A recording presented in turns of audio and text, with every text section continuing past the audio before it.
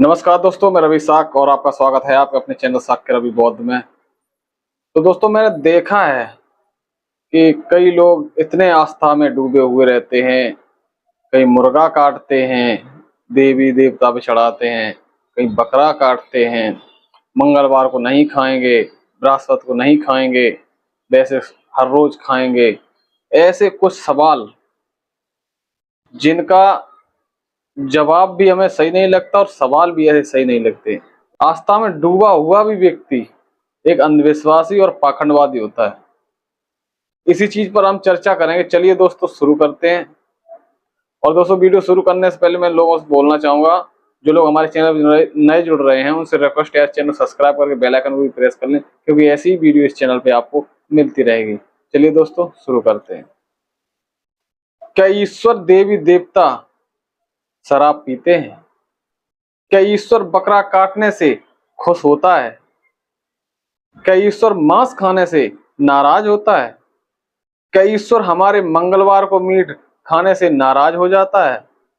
क्या ईश्वर सिगरेट पीता है? ये सारे सवाल पूरी तरह से बेवकूफी से भरे हुए हैं, और इन सवालों के सारे जवाब भी बेवकूफी से ही भरे हुए हैं, क्योंकि ईश्वर के बारे में कोई भी नहीं जानता। और हम सब की कल्पना यानी तसव्वुर है। हर एक की कल्पना अलग तरह की होती है, इसलिए हर एक का ईश्वर भी अलग तरह का होता है। शाकाहारियों का ईश्वर शाकाहारी होता है, मांसाहारियों का ईश्वर मांसाहारी होता है। दुनिया भर में बहुत सारे समुदाय ईश्वर को मांस भी चढ़ाते हैं, शराब भी चढ़ाते हैं, उसके आगे बकरा काटते हैं, मुर्गा काटते हैं, गाय भी काटते हैं। भारत में ही दिल्ली में भैरव मंदिर में शराब भी चढ़ती है। भारत के बहुत सारे भैरव और देवी मंदिर में शराब और सिगरेट चढ़ाई जाती है, बकरे भी काटे जाते हैं। भारत में बहुत सारे आदिवासी समुदाय पूजा पाठ में मुर्गा काटते हैं, बकरा काटते हैं, शराब चढ़ाते हैं। एक होता है डोमिनेट नोरेटिव, यानी अगर आपका समुदाय समाज में ताकतवर है, आपके हाथ में सत्ता है, पैसा है, तो आप अपनी कल्पना और अपने विचार को पूरे समाज पर लागू करने की जिद करते हैं। जैसे कि भारत में सवर्ण समाज ताकतवर है, उनके पास सत्ता भी है और पैसा भी है, इसलिए वह कहता है कि नहीं, ईश्वर शाकाहारी है। इसलिए अगर कोई मंगलवार को मीट की दुकान खुली रखेगा तो हम उस पर अटैक करेंगे, उसकी दुकान में तोड़ फोड़ कर देंगे, उसको मारेंगे, कूटेंगे। एक फिल्म मेकर ने अपनी डॉक्यूमेंट्री में काली का अभिनय किया और उन्हें एक काली व्यक्ति ने सिगरेट ऑफर कर दी, जिसे उन्होंने जला लिया और वह फोटो वायरल हो गया। इतनी सी बात पर भारत में उनके खिलाफ 10 FIR कर दी गई, उनके खिलाफ लुक आउट नोटिस जारी हो गया।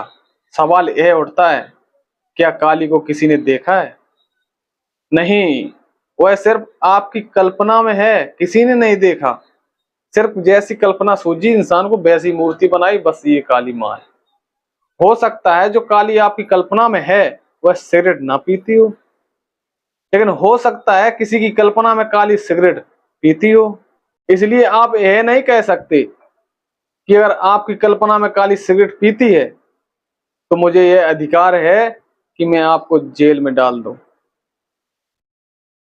कल्पना करना कैसे अपराध हो सकता है भाई? आप यह जिद कैसे कर सकते हैं कि आपको भी वही कल्पना करनी होगी जो कल्पना मैं करता हूं? मेरी कल्पना से अलग कल्पना वालों को जेल में डाल दिया जाए, क्या यह बुद्धिमानी है? लेकिन भारत में यही चल रहा है। जो कमजोर व्यक्ति है, अगर वो नहीं आपकी मानता है, उसको जेल में डाल दो, उस पर FIR कर दो। ये भावना आत कर रहा है, और इस बेवकूफी को सरकार समर्थन देती है, पुलिस समर्थन देती है, भारत की अदालत समर्थन देती है। इसे आस्था पर चोट कहा जाता है। आस्था का अर्थ ही कल्पना और झूठ है। यह बात बिल्कुल सत्य है। जिस चीज के बारे में आप जानते नहीं हो, जिस चीज के बारे में आप जानते नहीं, जो प्रत्यक्ष नहीं, जिसका कोई सबूत नहीं, उसे सही साबित करने के लिए आप जिस झूठ का सहारा लेते हैं उसे आस्था कहा जाता है।